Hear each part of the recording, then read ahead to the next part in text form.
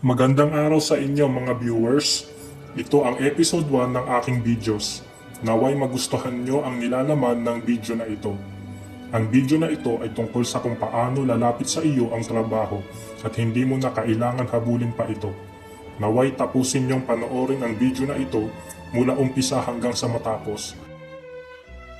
Maraming beses ka bang naghahanap ng trabaho ngunit bigo kang makahanap? Maraming beses ka bang nag-a-apply sa work ngunit hindi ka makapasa-pasa? Tandaan mo kapatid, the more na naghahanap ka ng work, the more na hindi mo ito makikita. The more na hinahabol mo ang trabaho, lalo naman itong lalayo sa'yo. Kaya huwag mag-alala dahil may solusyon sa problemang yan, brothers and sisters.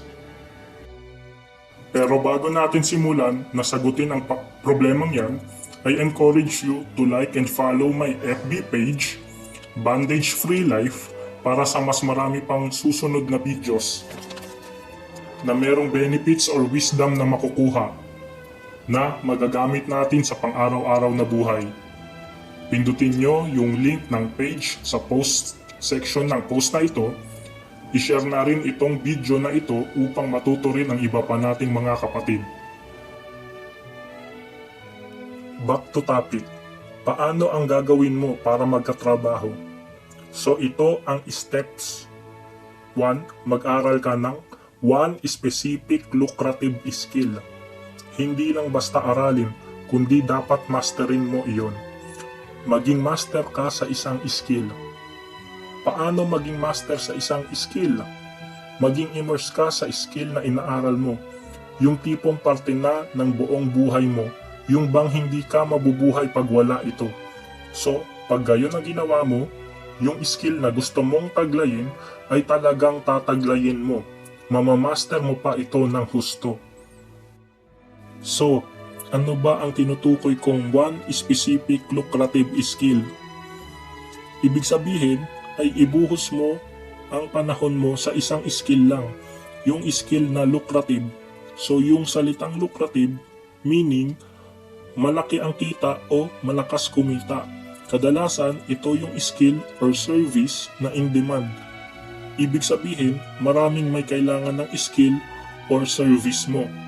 Siyempre, dapat napapanahon din yung skill na dapat mong aralin. Yung talagang angkop sa panahon ngayon. Meaning, yung skill na angkop sa usong mga trabaho ngayon. Yung tinatawag bang trending o popular work ngayon. 2.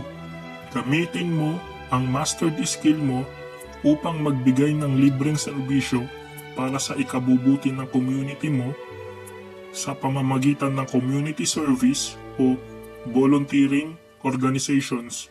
Kaya nga, ikaw ay magbigay at ikaw ay bibigyan. Pag tutulong ka sa community, hanggat maaari ay marami kang matulungan na tao. Siyempre, marami ding tao ang matutuwa sa iyo. Itong mga taong natulungan mo, karamihan sa kanila ay magiging kakilala mo o magiging kaibigan mo na siyang tutulong sa iyo sa hinaharap ng hindi mo inaasahan. Maraming makakakilala sa iyo dahil sa ginagawa mong tulong. Siyempre, galingan mo at ipakita mong maaasahan ka. Paniguradong kakalat ang balita tungkol sa iyo at magkakaroon ka ng magandang reputasyon.